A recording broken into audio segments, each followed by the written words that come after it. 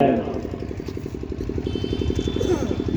5 में प्राविधान है, वो मीटिंग 5 किलोमीटर के एरिया में प्रति गांव होगी। धारा 7 में प्राविधान है, 7 सदस्य कमेटी का गठन होगा,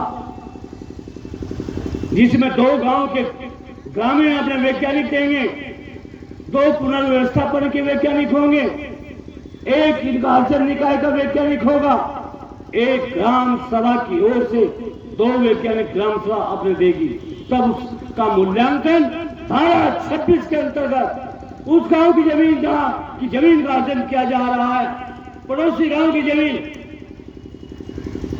जिसका उसी तरह की जमीन के जो बैनामे है 3 वर्ष पूर्व के बैनामे इकट्ठे किया जाएंगे और जो बड़े बैनामे होंगे वो रेट दिया जाएगा। अगर वो बैनामे कम रह जाते हैं, स्टाम अधिनियम 1899 का भाग 25 के अंतर्गत जो सर्किल रेट होगा वो दिया जाएगा।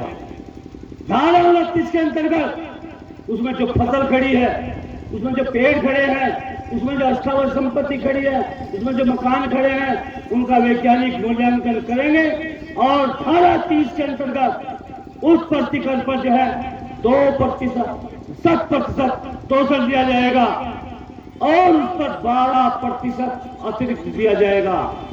ये प्रावधान दिया गया है। अस्थावर संपत्ति और जंगम संपत्ति, वकील साहब हैं तो कोई बता सकते हैं, वकील हैं तो जंगम संपत्ति किसे कहते हैं और अस्थावर संपत्ति किसे कहते हैं। यहाँ अस्थावर संपत्ति में जो पेड़ पौधे पत्थर जो ऊपर की फसलें वे आती हैं, जंगम संपत्ति में जो लोहा तांबा कोयला इत्यादि आता है, लेकिन यहाँ वो नहीं है। यहाँ क्या है, पानी जल, उसका भी भू उपयोग सूखाचार जिसको कहा जाता है, उसका 10% देय होगा।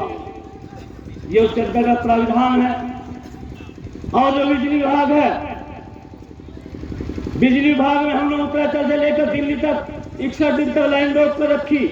दिल्ली को हाथ पार मिटा दिया, बिजली की कमी रह गई। हमारे साथ समझौता हुआ, लेकिन हम समझौते से खुश नहीं हुए।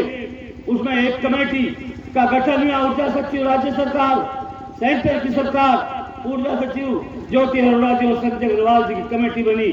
85% खंबे के नीचे का और 15% तार के नीचे का देना का उसमें समझौता अनुमति की गई। लेकिन हमने बेसिक अपील 289 माननीय सुप्रीम कोर्ट में डाल दी गई। माननीय सुप्रीम कोर्ट ने कहा तारों के नीचे का 50% देना होगा। इन्हीं के जो एक्ट है 2013 उसके अंतर्गत उसकी धारा 165 में प्रावधान है कि भूमि अर्जन के कानून लागू होंगे। जब भूमि अर्जन के कानून होंगे तो 85% का 2 गुना और उसका जब हो जाएगा उसका 2 गुना 4 गुना हो गया, उस पर 12% अतिरिक्त देगा। 18